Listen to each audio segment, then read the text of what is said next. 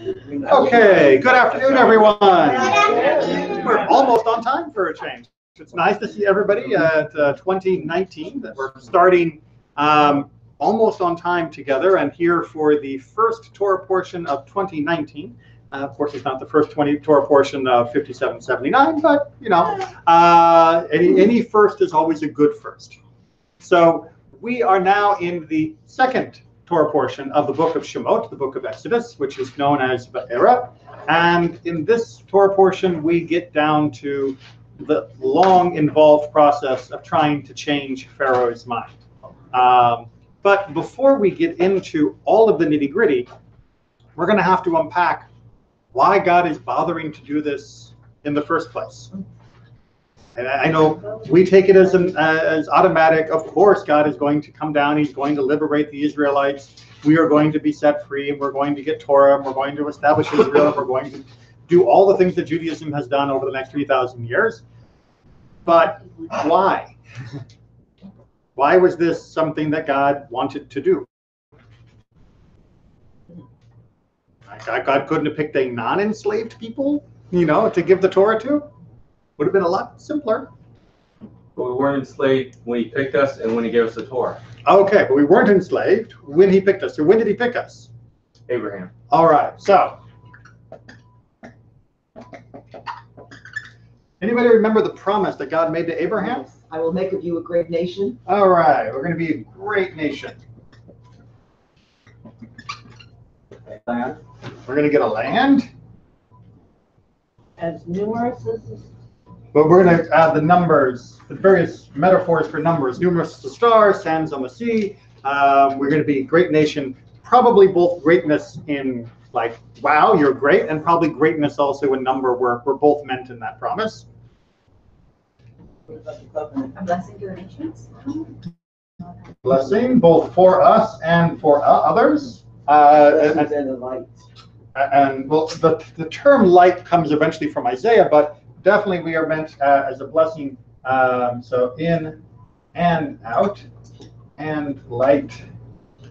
We got a lot of stuff we're supposed to do. So Abraham's really making out pretty well here for this promise. Not for the Abrahamic promise. I mean, that definitely is the term that's used during the Torah's discussion at Mount Sinai, but not with the promise to Abraham directly. How about that promise about being strangers in a land that isn't their own and being oppressed? Everybody remember that promise? Yeah. Yeah. God actually promised that there's going to be suffering and that there will be an exit, right? So a lot of people, when they think about the promises that God made to Abraham, they focus on this part, the great nation, the land, the blessing, etc. And they forget that God also promised, if you will, not just predicted, that we were going to be taken from the land, that we would become oppressed and suffer in other lands, and then that God would bring us out in deliverance. With riches. With riches. It was going to be a net gain, you could say, for the people, for the nation leaving. But there's a question of whether that really matters, if it's a net gain or not for the individual. Remember, there are generations who will live born in suffering and die in suffering. Was this bargain good for them? Even knowing that from Abraham to the end, as you pointed out, the promise before and the fulfillment after were both done in freedom. If that little slice was going to be stuck in the middle, maybe if you were stuck in the middle, you wouldn't be so happy about being there. Maybe they had hope. But because of knowing this and knowing this, maybe that helped mitigate the suffering itself, right? If I know that God has made a promise, and if I know that we will not only get out, but we will be great, then I can keep, moving forward despite the misery that I'm going through. Maybe, because we're going to look a little bit about why we got out and whether we deserved it, and also how we can unpack from all of this some very interesting insights about God in and of God's self. So with that as a tantalizing introduction, we are going to begin Vaera on chapter 6. We're actually starting at the beginning of this parasha, which is page 351. 351, and it technically begins with verse 2. a little reminder. I say this every now and then, but just as a reminder, the chapter verse listings are not inherently Jewish. They were created during the Middle Ages by Christian scholars to make things more convenient for them. And although generally speaking, we kind of agree with how they broke things down, for us, there are some places where we think the story and sentence structure breaks in different ways. And so don't be surprised that we're starting with verse 2 of chapter 6. It just means that for us, we believe that verse 1 of chapter 6 was actually the end of the last section of the Torah rather than the beginning of this new one. So just, I mention that every now and then. Those of you who have been coming for a while have heard me say it before, but it just bears repeating that we're not slaves to the numbering system. Because we're free. God freed us, remember? Okay, so Vaera, 6, chapter 2. God spoke to Moses and said to him, I am the Lord. I appeared to Abraham, Isaac, and Jacob as El Shaddai, but I did not make myself known to them by my name, Yod-Heh-Vav-Heh. All right there. So we're gonna circle back to this, but I just want to make sure that we understand the sentence at least in its surface meaning. And this is hard to do because sometimes in English we get very sloppy with how we understand God and how we think of God. But by Judaism's definitions, the names of God and the different ones matter. And God seems to be telling us here as the reader that the names matter because he's kind of making a deal out of the names. So those of you that are familiar with the Torah reading or who are regular Torah readers may know that one of the most standard beginnings of all the verses later on in the Torah is Vayedaber Adonai El Moshe Lemor. And God spoke to Moses saying, ba, ba, ba, ba, ba, right? Classic introductory phrase. Vayedaber Adonai. Adonai is the English word we use, or sorry, is the Hebrew pronunciation we use. That is the stand-in for the Yud-Heh-Vav-Heh, the 4-letter name of God, which I'm not going to write on the board in Hebrew because then I could never erase it. And then we'd have to get a whole new board and bury that one. So the Yud-Heh-Vav-Heh, which is also sometimes referred to as Hashem, which literally means the name. I know we're not creative when we come up with these things. That is the usual name that we get so familiar with in the rest of the Torah with Vayedaber, ba, ba, ba, ba. And here it's Vayedaber. Anyone want to help me out? I know Yerach is my usual Hebrew reader, and sometimes Judy as well is one of our regular Torah readers. Vayedaber Elohim El Moshe, right? Not Vayedaber Adonai El Moshe.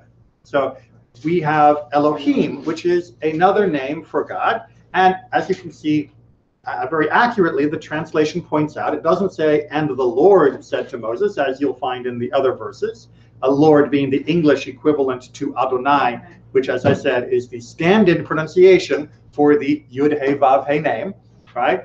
But Elohim literally does mean God, in the same way that the English word God is a title for that which is considered divine, and can be used both for the real God, capital G God in English, as well as not real gods like Zeus and Poseidon and those people, which in English we would probably use a lowercase g. Hebrew doesn't do uppercase, lowercase, so we just get the same word, Elohim. But in this context, Elohim clearly is trying to indicate what we believe as the God. But why Elohim rather than Adonai, we will have to come back to. And yet we put El Shaddai on our mezuzah. And then we get one more name, right? God spoke to Moses saying, I am the Lord. So Elohim says to Moses, I am Adonai. That makes no sense in English, right? God said to Moses, I am the Lord, right? It's like the teacher said to the student, I am the instructor. It doesn't make any sense in English, because that's not what it means in the Hebrew, right? It's instead, it'd be like saying, the teacher said to the student, I am Mr. Smith. Mr. Smith is a name, a proper name, a name that is only, at least in that classroom, unique to Mr. Smith, to the teacher. What this first sentence is saying is, I am God. And when I say God, I don't just mean like a God, that could be just random, thing that people are calling divine. I mean the Yud-Heh-Vav-Heh guy, right? That's, as I like to say, that's what God signs on his checks, right? When God makes a check out, he doesn't sign it God, G-O-D. He doesn't sign it Elohim. He doesn't sign it El Shaddai. He signs it Yud-He Vav-He. That is like the personal name of God. And that's one of the reasons why it is considered the highest name of God and the one we don't use, well, at all, except in writing when needing to copy or for tefillot. So, Can you just elaborate a little bit about the name of Shaddai? Because Elohim would be more like creator, right? And then Shaddai. well, Elohim is really that which is called divine. Okay. Right? It comes from the word El, which is connected to sort of the word for like power or like prestige or might. And El Shaddai is a combination, right? Because the word El in El Shaddai is also the same root as the word Elohim. Those are the same units, the same roots. That's the word, the same roots. So half of the word El Shaddai is taken from the word that it also brings the word Elohim. It's the Shaddai then that's a little unusual, which unfortunately we don't get a clear root word understanding of what Shaddai is meant to be indicating. But what we do seem to understand is that the term maybe has some connection, according to tradition, to the word dai in Hebrew, which means sufficient or enough, as in dai, yenu, right? It would have been enough, it would have been enough, it would have been enough, or it would have been enough for us, it would have been enough for us. See, it doesn't sing as well in English, right? So it would have been sufficient for us is a much less catchy title than dayenu. So El Shaddai could be the God of sufficiency, or that which is sufficient to be referred to as God. There's different roots that might be at work in the language here. But what's important for what God is saying here to Moses is the God that is currently talking to you, the real name for me is Yud-He Vav-He, which, by the way, I talked to you about at the burning bush, which happened in the previous parasha. Now, I am this Yud-He Vav-He. I am the same Elohim. I am the same God that Abraham, Isaac, and Jacob knew as El Shaddai. So what God is attempting to establish here is partly his own identity in greater clarity to Moses than had been shared before, but also that the God that is talking to Moses now, and therefore the Israelites, is the God of Abraham, Isaac, and Jacob. So that this is not some new Johnny-come-lately God. This is not some other divine force. This is the same God, even though there was a different name used. I keep forgetting that, yes, you're right, there were so many gods at that time. Yeah, we take it for granted when we say the word God that we all mean the same thing. But that was not universal by any stretch of the imagination in the ancient world, even among people who knew of the God of Abraham, that is to say, the God that Abraham worshipped. They still also knew of a few hundred other gods that were going around, and some people even might remember and worship in their own way the God of Abraham, while also worshiping other ancient Canaanite or Egyptian gods. People were not monogamous, shall we say, when it came to their worship in the ancient world. They didn't always, they didn't think that one was best. Even if they acknowledged that there was such a thing as the God of Abraham, that didn't mean that they had an exclusive arrangement. They were very open in their relationships. All right, so we're going to keep going. Like I say, we will come back and do more work on this, but I wanted to at least get your antenna perked up on it.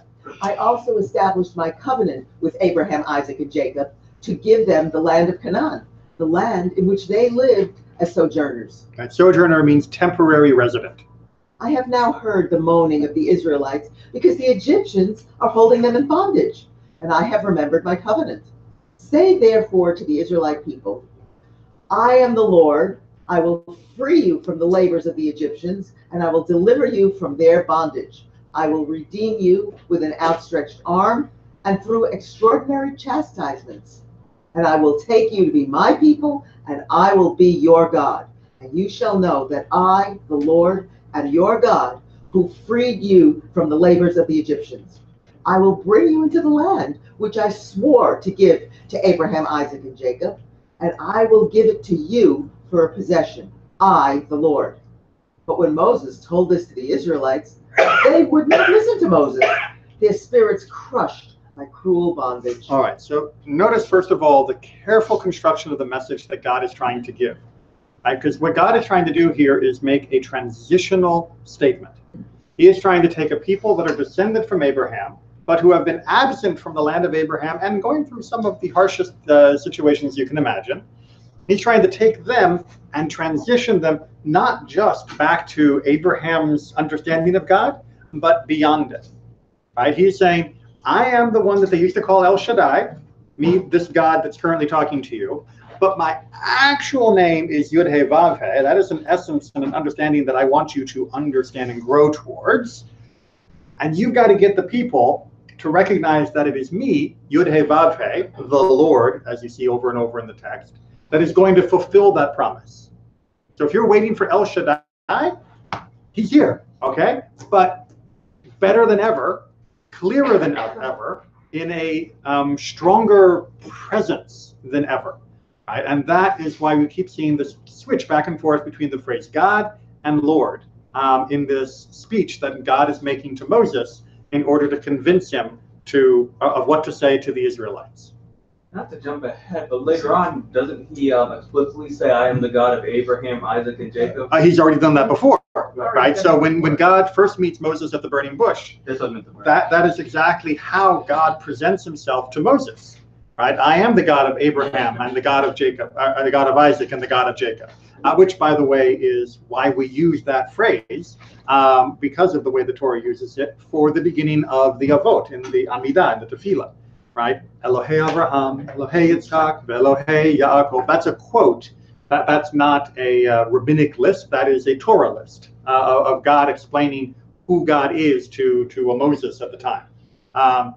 So yes, God does use that, but God is trying to say, I am that God, even though you're now getting a different name, which is going to come back to ask us then, does that mean Moses? Does that mean Abraham, Isaac, and Jacob never knew Yud-Heh-Vav-Heh, never knew that name of God? And what does that mean about then their relationship with God? Right? It's a little bit of a head scratcher there. We will come back and see some of our commentary on it, but I wanted to make sure that at least you're beginning to contemplate. All right. Now, Moses has gone to the Israelites, and the Israelites go, right? Remember, Where have you been for 40 years? Well, remember, he's already made one attempt.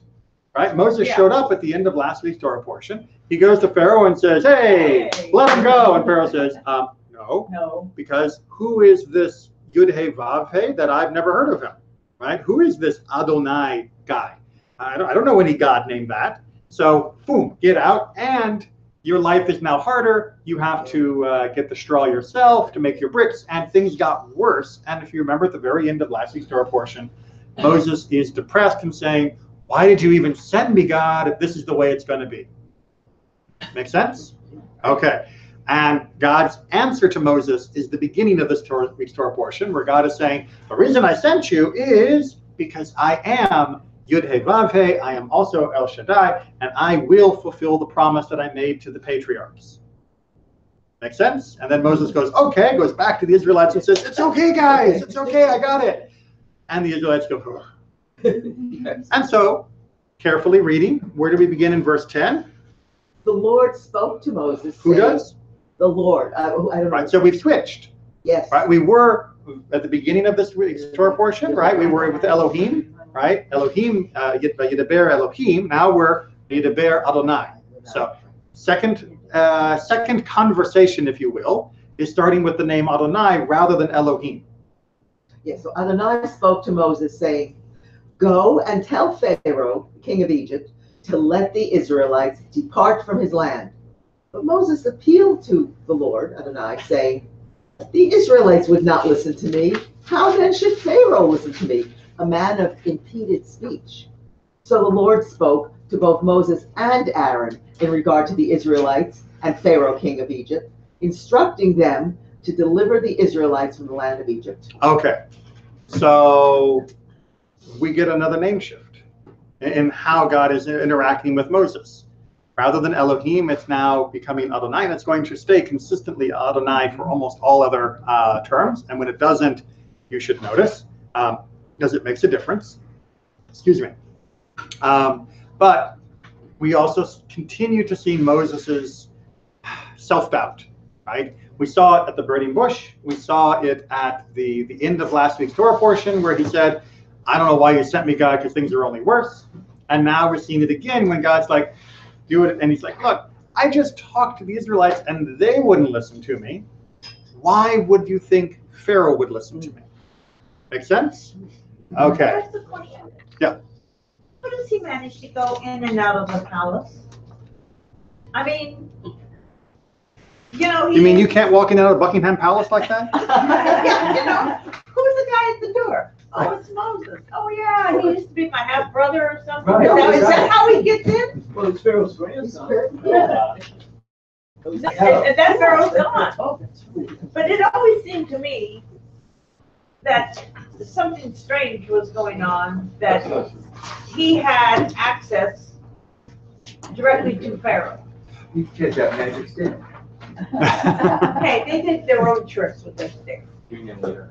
He was, so the union leader is not a bad comparison, because we do see Pharaoh talking to the foreman of the Israelite slaves as well. So the fact that somebody speaking on behalf of an ethnic minority of the land of Egypt would have the ability to go and talk to the leader, that's not that surprising. It may not be the way that we think of slavery, again, from our own horrific American experience, where nothing like that would have happened.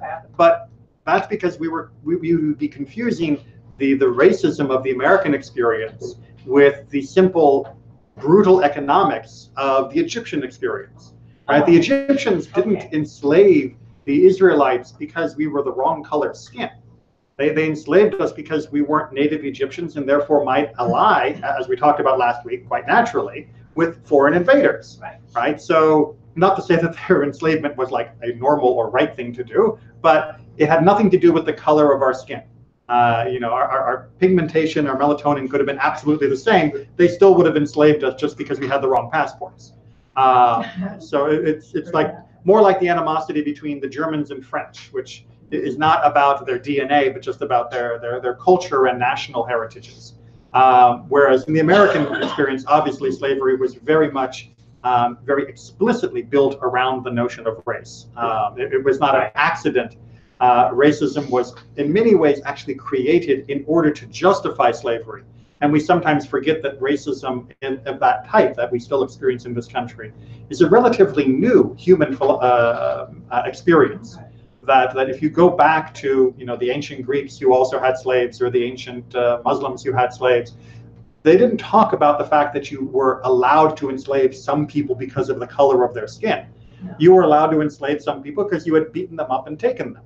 And then, which I'm not saying was moral or a good behavior model, but it is a very different justification for why it is allowed to put some people into chains as opposed to others.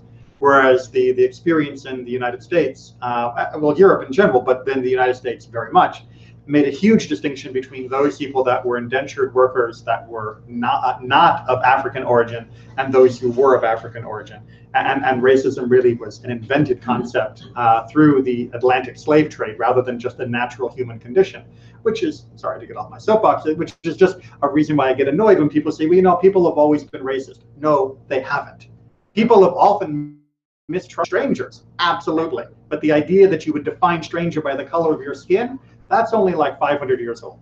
And even at that, it wasn't universal for 500 years. It's gotten more powerful, but it is very much an invention of that modern time, if you will, not a human trait. It wasn't, Joseph had changed the economic system with everybody selling their land to Pharaoh. So at this point, everybody's a tenant farmer. Exactly right. Yeah, they're all sharecroppers. They're all sharecroppers. Yes. And this is a different whole economic system than we're even familiar with these days. Absolutely. All right. So let's get to our commentary. First, why did God bother to save the Israelites? So, as I said, we could just point to the covenant, but our sages say that there was another layer of justification of why God would do it, and what, or more importantly, why God would still go ahead and fulfill the covenant, meaning that we had not messed up so badly that God would say, all contracts are null and void. And I'm talking about Bar Kapara. Is that chicken you wave over your head? Is that his name? That is his name, yes. Yes. Oh, okay. Rav Huna said in the name of Bar Kapara, because of 4 things, Israel was redeemed from Egypt. They didn't change their names or their language. They didn't speak Lashon Hara, and none of them was promiscuous. All right. So the idea here being that everything else we were doing wrong. Right? These are the 4 things that we were still doing okay.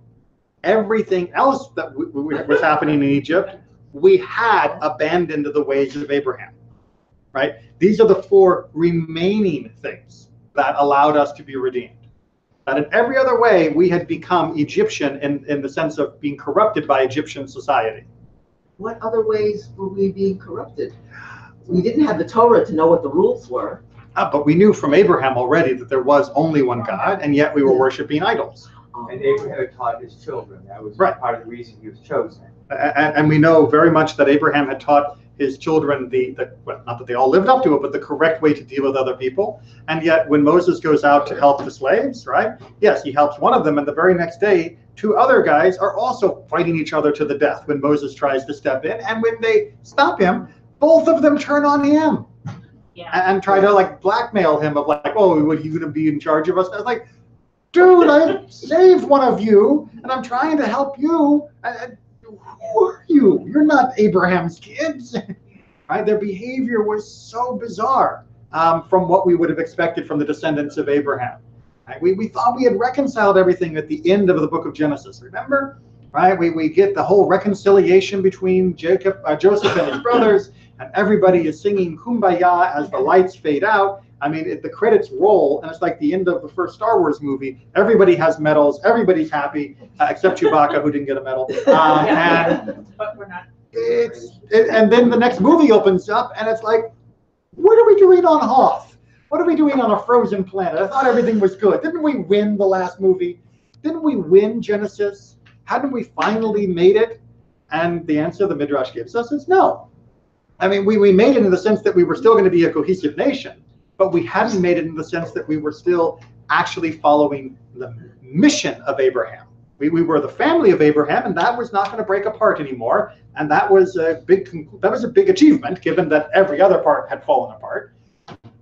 But the actual morals of Abraham, no, we weren't so much there. We remembered our language, we remembered our names, we were not promiscuous, and we didn't gossip against each other. That was the best we could do.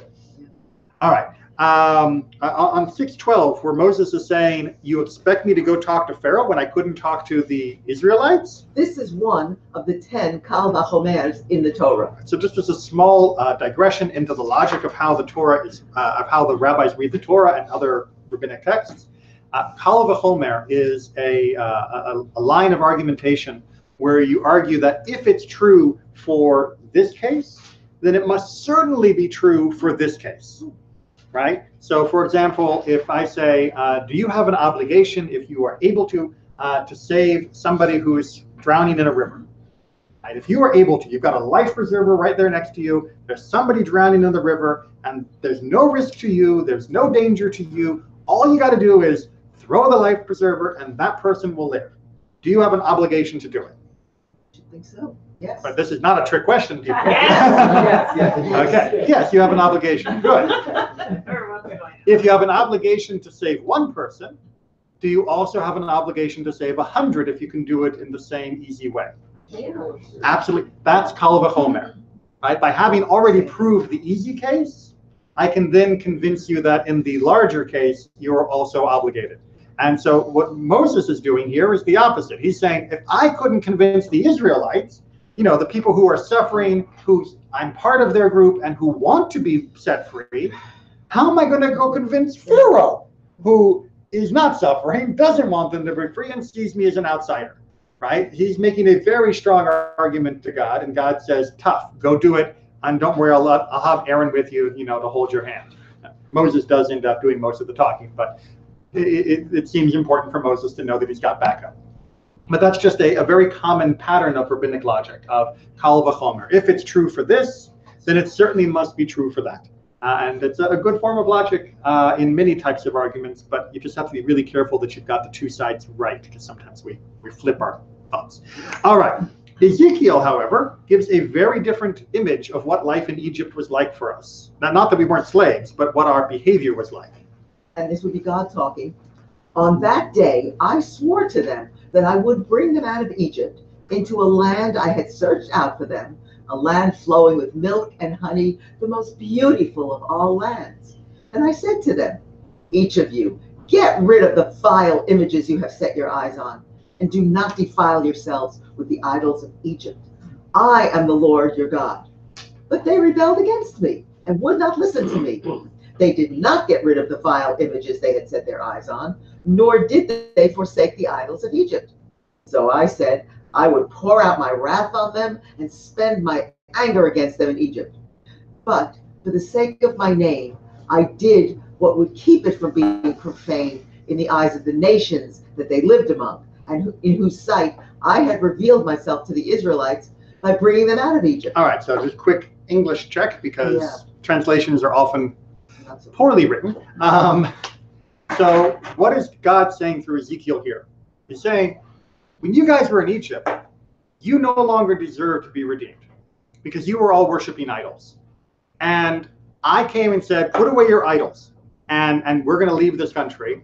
And you said, no, that you like your idols, that you want to keep your idols. And I was ready to smash you in Egypt. Right? God is saying here, according to Ezekiel, that rather than redeeming us from Egypt, God was prepared to let the Jewish people be wiped out because of our idolatry in Egypt. But for the sake of my name, I realized that I couldn't do that. I couldn't smash you, but instead I redeemed you. Right? And that's where Ezekiel finishes. Sure, because the other people of the world would say, what kind of God do they have who they destroyed? So what's the God? So here's our idiom of the day.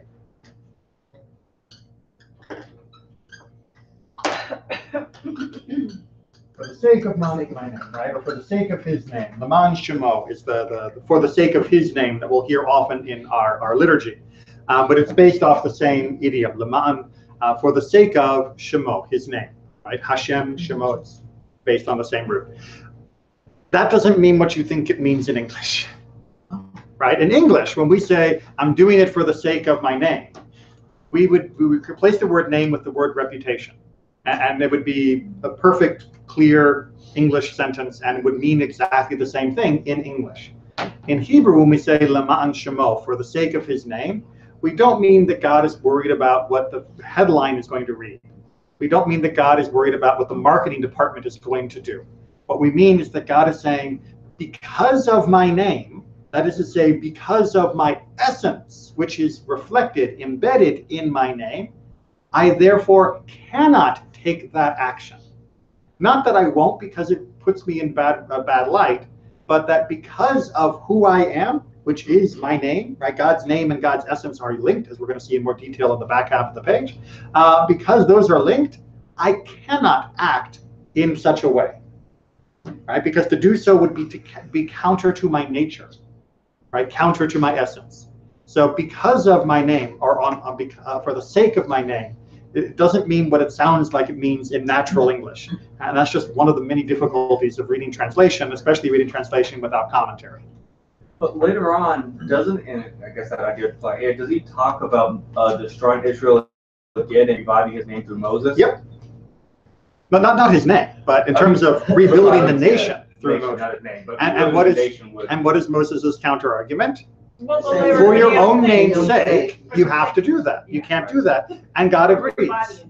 And there's a whole long discussion in many different commentaries of why does God present it as though it is an option if it's not an option really? And the argument is, of course, that Moses is being trained to stand up for the people, right? Because that's going to be Moses's greatest weakness, is that he will occasionally flare up as an enemy of the people. And God is deliberately setting up the argument so that Moses has to defend the people in order that he gets used to defending the people, because that's his job. Right? His job isn't to accuse the people, his job is to defend. But it's like asking, if Moses was to be built into a great nation, would his name still prevail or not? His Excuse me.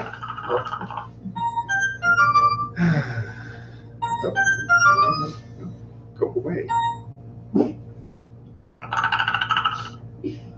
Away. Okay.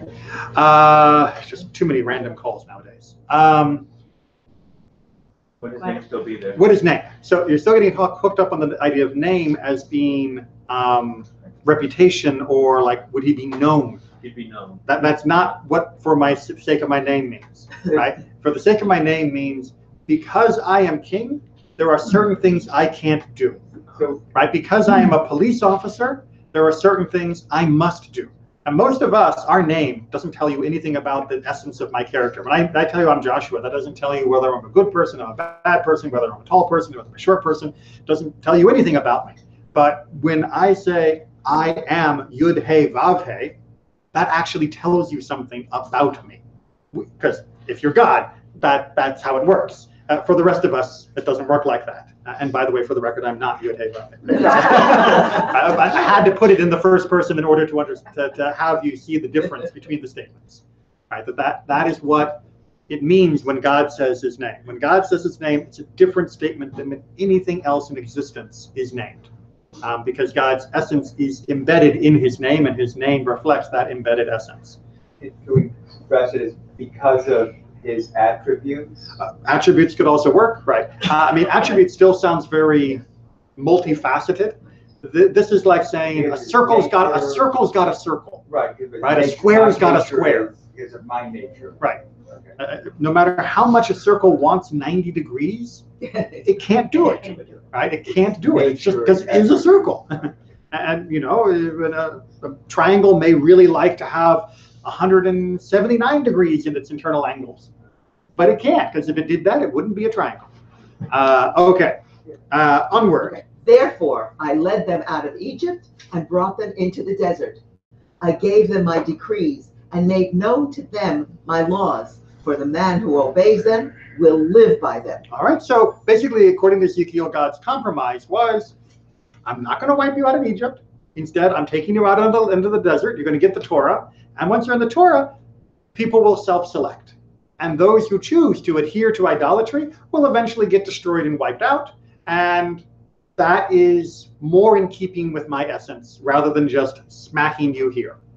And you will be a self-selection process, right? To keep the laws, great. Break the laws, well, you'll get what you would have deserved had you still been in Egypt. All right. From Rambam and Avodah Zarah. After Israel endured a long time in Egypt, they returned to idolatry like the Egyptians, except the tribe of Levi, who continued the instructions of their ancestors and never practiced idolatry. Otherwise, almost everything planted by Abraham was uprooted, and the sons of Jacob returned to the errors of the world.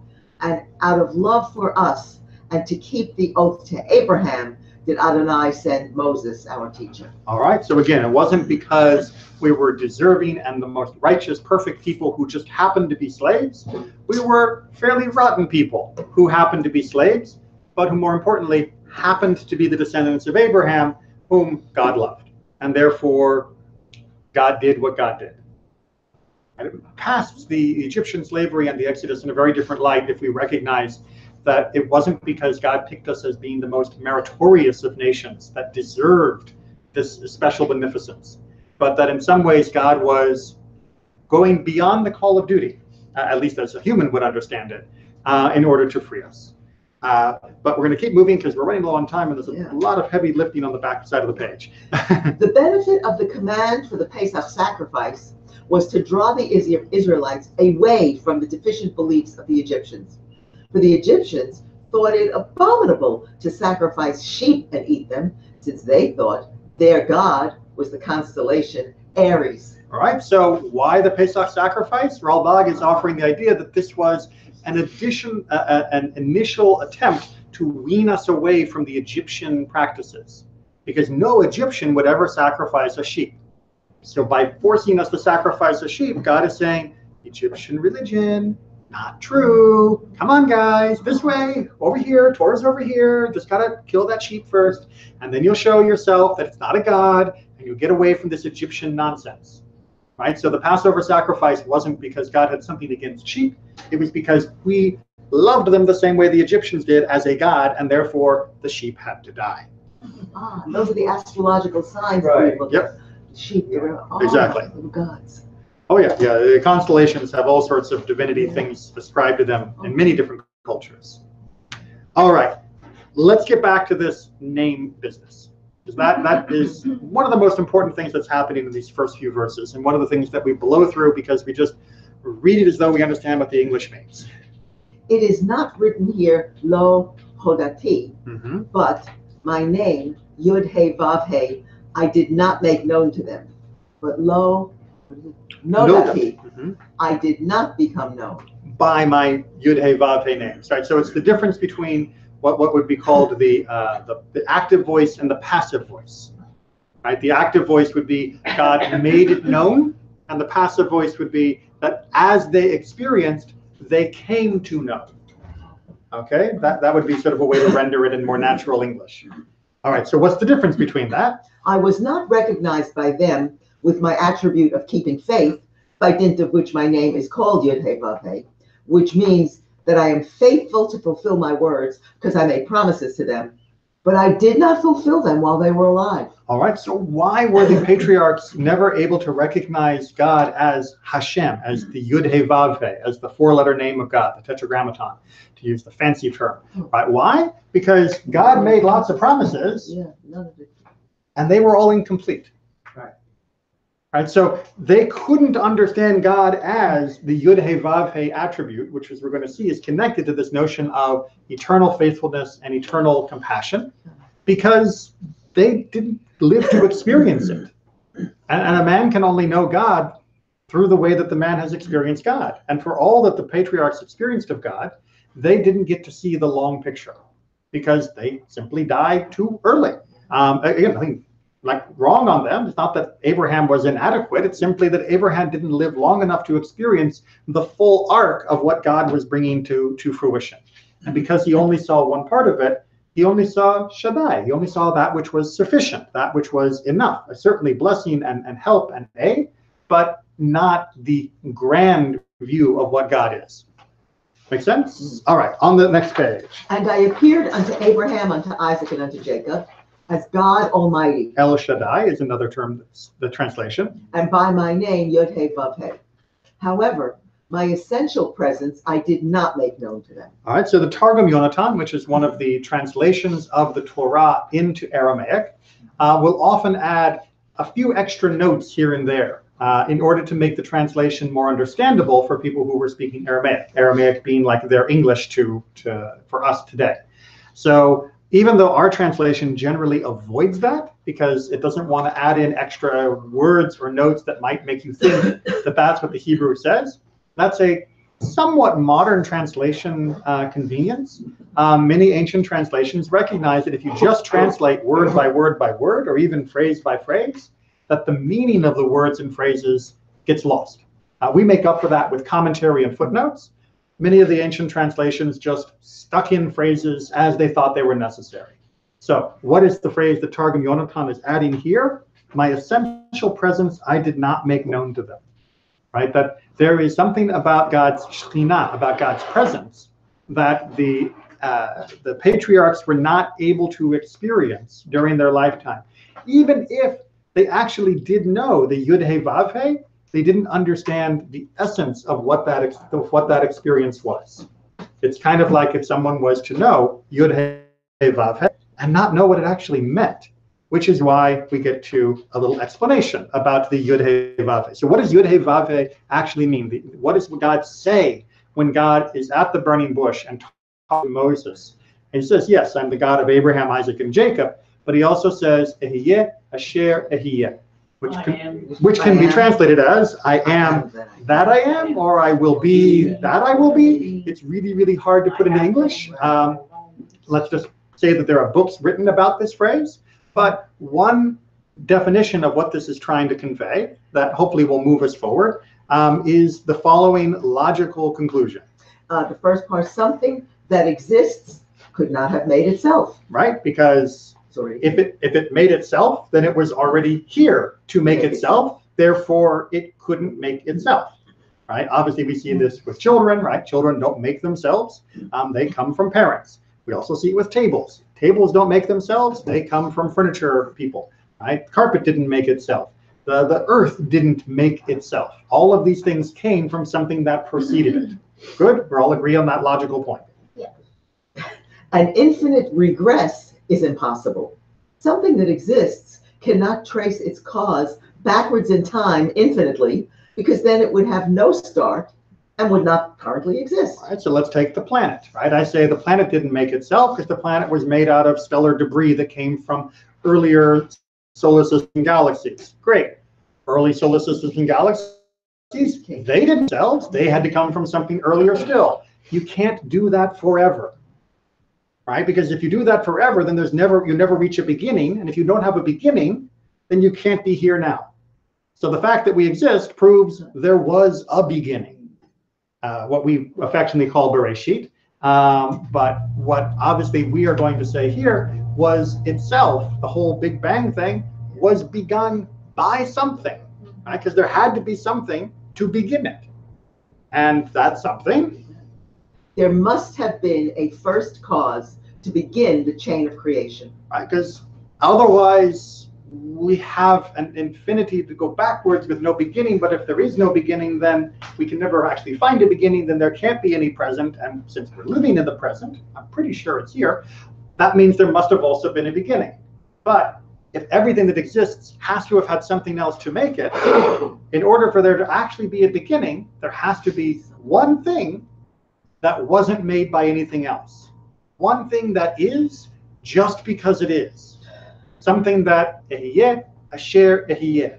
Something that just exists in and of itself and is not dependent on anything else existing.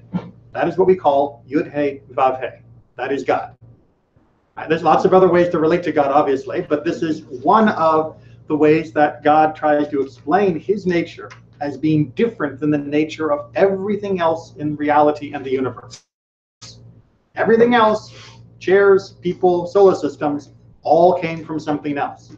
God didn't. God just is. Right? God is that he is. And that is something that nothing else in existence can claim.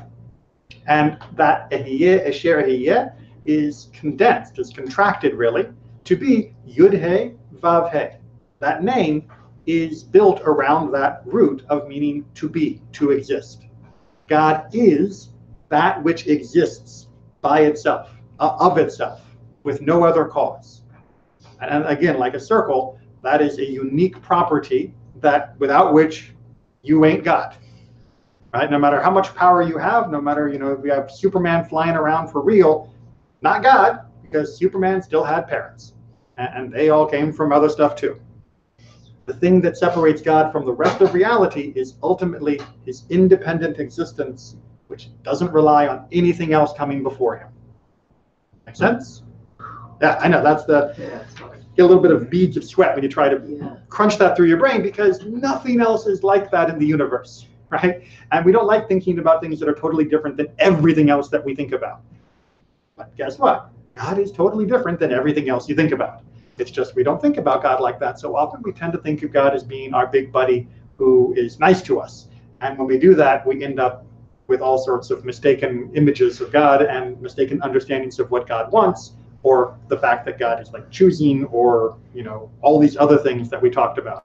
So when we say this is God's essence, this is God's nature, this is for the sake of his name, this is the identity we're talking about. Right? God acts this way because that is what it is to be God. Okay, with that under our belt, Sifrei. Everywhere that Yud-He Vav-He is written, it refers to divine mercy, because it says in Exodus, Yud-He Vav-He, God of mercy and compassion. And everywhere Elohim is written, it refers to divine judgment, as it says in Exodus, onto the judge, Elohim, will come the complaint of these two. And it says in Exodus, do not curse a judge, Elohim. All right, so that first one, the Exodus 34:6, all of you, I'm pretty sure, are aware of that. Adonai, Adonai, El Rachum Vechanun, Erech Apayim, right? That phrase of God's attributes of mercy is built around the name Adonai, Adonai. Right? So there is a belief in Judaism that whenever you see the word Adonai written in the Torah, that it is reflective of God's mercy, of God's compassion. And the fact that that name is the most intrinsic name of God means that the attribute that we should associate most with God's fullest sense of essence, again, still having to use an English or human concept to try and understand something that is infinite, is the idea of mercy or compassion. So when we say whether or not the Israelites deserve to be brought out, it's almost immaterial, because ultimately it was God's nature that determined our exodus, not our nature. Right? It was inevitable, given what God is, that God would bring us out of slavery. And it's inevitable, given what God is, that God will redeem this world into the future, where we will get rid of suffering altogether. Whether or not we deserve it, whether or not we have, in quote, earned it, it will eventually happen, because God didn't create this world so that it wouldn't, because that's not God's nature. All right, Sforna. In effect, what God is saying is that he has not made a point of becoming familiar to the patriarchs by his attribute Yod-Heh-Vav-Heh when appearing to them, such as in the example mentioned. This was because God never experienced the need to change the laws of nature on their behalf. Seeing that the patriarchs could not have passed on knowledge about me, God, which I had not revealed to them, they in turn had not been able to pass on such knowledge to their children.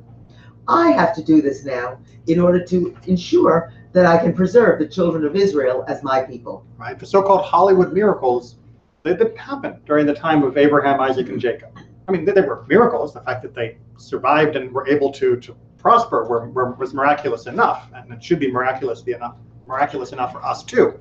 But the Hollywood miracles weren't necessary. And so again, they could not fully comprehend that God's full existence completely transcends the universe, and therefore allows God to write the universe as God wills, because they never had need to witness such behavior. When the Exodus, we're going to need that kind of stuff. Right? We're going to need something that totally transcends what we believe about the way the laws of nature work and the way societies work in order to get us out. And so we are going to experience God differently. There is indeed a difference between the two names. Between Yud-Heh-Vav-Heh, Adonai, and Elohim. For a promise in the name of Adonai is unconditional, and it is fulfilled even if they were to sin. Right, so we saw the idea of Yud-Heh-Vav-Heh being an attribute of mercy and of Elohim being an attribute of justice. Obviously, the more just side is to say, if you deserve it, you get it. If you don't deserve it, you don't. However, when God makes a promise with the phrase Yud-Heh-Vav-Heh, God said, or Lord said, to use the English translation most often associated, when the Lord says something, that is reflecting God's essence, and that doesn't change. And since that doesn't change, the promise that is made will be fulfilled. So when the promise is made to 1,000 generations, it's going to happen, because God is not going to change. Right? The Lord, Adonai, is not changing. Right? Justice is up to you. God's essence, not up to you. And if it's God is swearing by God's essence that something's going to happen, then it doesn't matter what you do, you're not going to ruin it. Judaism still argues about whether or not we could speed things up in order to fulfill promises faster and make life better. But at the very least, we can't make things so bad that God would renege, because that would mean God's essential essence would have to change. And when you're perfect, there's no need to change. Make sense? So those promises which he made to Abraham, we can count on those. We can count on them. Doesn't matter what's happening in the meantime. Doesn't matter. Doesn't matter how bad we are, if we're running around with the Egyptians worshiping their idols. It doesn't matter whether we've done all sorts of other stuff. Ultimately, these are unconditional promises. We will be a great nation. We will have a land. Now, whether or not we as individuals get to live in the suffering period or in the Exodus period, well, that is something that we as individuals can often choose to influence. Right? If we choose to follow what God has taught us, then that does give us a much better life that we are able to lead. So there's still a lot up to human decision making. But if you thought that somehow we could mess things up so badly that the entire world would just have to be written off as a lost cause, it won't happen. Again, doesn't mean we can't make things miserable in the meantime, but we can't permanently mess things up. And it's kind of like, your parents don't quite trust you, so when they pass away, they leave a trust fund for you, and you're welcome to live off the interest, but you can't touch the principal, right? You can't actually touch the funds. And that means the money's there for you, for the grandkids, for the great-grandkids, and whoever is finally worthy enough to get the full amount, they'll get it, but no one else is going to be able to damage that. Okay, one last text. Another interpretation.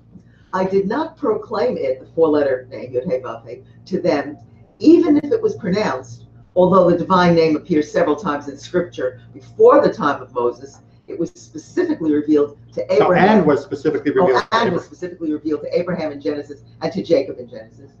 The Holy One had never before revealed it in answer to a specific request, and never pronounced it in the way that he did for Moses in Exodus. All right, so Tanchuma, the Midrash is trying to help us reconcile, because if you go back flicking through Bereshit, you'll find that Yod-Heh-Vav-Heh does appear, right? It's not totally absent from the conversations with the patriarchs. So how do we understand that? Well, because even though it was used, right, even though it does show up, right, now we conclude with our but after the parentheses. But to you, who's the you? Moses. Oh, to you, Moses, I have revealed it because you are going to redeem Israel so as to make them prosper. The Holy One said, in this world, I have revealed my name to individuals, but in the world to come, I am making my name known to all Israel, as it stated in Isaiah. Therefore, my people shall know my name. Right. So the idea being that Moses needed to understand all of God for us to be redeemed. Or another way to put it is, because Moses could understand all of God, he understood how the redemption could be brought about. And since that was what was needed at that particular moment in time, that nexus that leads to Exodus, that was when God's name fully becomes understood by at least one person, and God tries to give it through Moses to the rest of us, but we're still working on that full comprehension. But don't worry, eventually we'll all understand. Oh, stand. Oh, no. Timing. Right. That's probably a fire drill. Oh, bummer.